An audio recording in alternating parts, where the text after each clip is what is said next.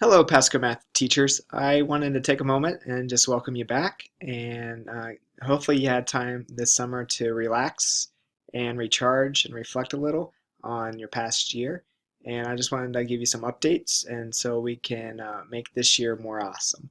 So, the first thing I want to do is do some celebrations. And so, I believe, and the math team strongly believes that test scores are not the goal. They are an outcome of quality math instruction. We define quality math instruction by standards-based instruction that includes a balance of rigorous and relevant tasks that promote meaningful discourse, multiple representations, and productive struggle when learning mathematics. And if we do that on a consistent basis, then the test will take care of itself. And so let's take a moment to celebrate that. And so in middle school, in grade 6, according to the FSA, we met the state average for proficiency, which was higher than our neighboring counties, Hillsborough, Pinellas, and Polk. In grade 8, we were 10% above the state average for proficiency, and that was higher than Hillsborough, Pinellas, and Polk. Algebra and honors, our grade 8 students were 8% above the state average for proficiency. I believe we were 15th in the state overall, and that was higher than Hillsborough, Pinellas, and Polk.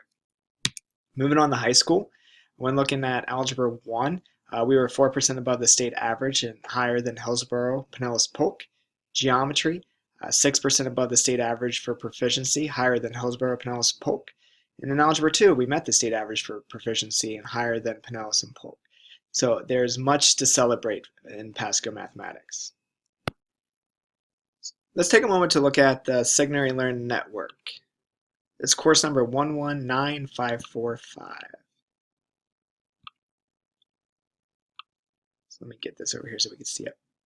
And so on the Signary Learn Network, looks pretty much the same. We have our middle school and high school courses, so grade 6 advanced. And so some of the key updates is we push the courses up on this page so it's easier for you to access. But if you notice here on the left, it also is quick access to any course that you need here just by a click of a button.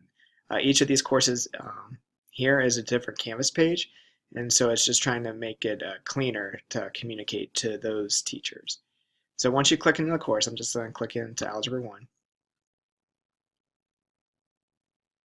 Again, this should look the same as well. And so here you have the different units. So you have unit A, B, C, D, and all the resources you need for that unit. I have another video that highlights how to use the units intentionally planned for standards-based instruction and the intentionality behind each piece. So I encourage you to watch that as well. And I can link that to a communication for you as well. The last piece I want to talk about here, though, with you is the Twitter 5-week challenge. And so I am, if you know me, very big on the use of Twitter for professional growth. That's how I continue to strive and be a learner myself. And I want to encourage you to do the same. So if you don't have a Twitter account, I encourage you to set one up. It's not mandatory. But it's why I use it is to help highlight what makes PascoMath great. I can't get out to all your buildings and see all the awesome things you're doing in your schools, and so I need you to help share it with Pasco. It's also a virtual PLC, and it helps connect and share ideas with other teachers across Pasco. And so I think that if we used it better, more efficiently, I think it would be a great thing for Pasco Mathematics. So what we're going to do is at the end of each week for the first 5 weeks, thanks to the Pasco Education Foundation, we have some $10 gift cards to Starbucks and Dunkin' Donuts. And so what we're going to do is if you tweet something out using the PascoMath hashtag, then at the end of each week I will search for anyone who used the PascoMath hashtag and enter them in a drawing.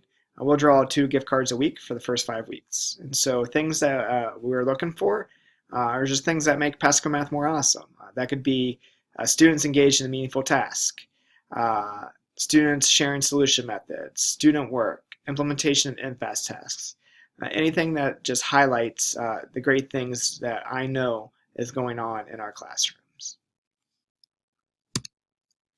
So that's it for now. So again, welcome back.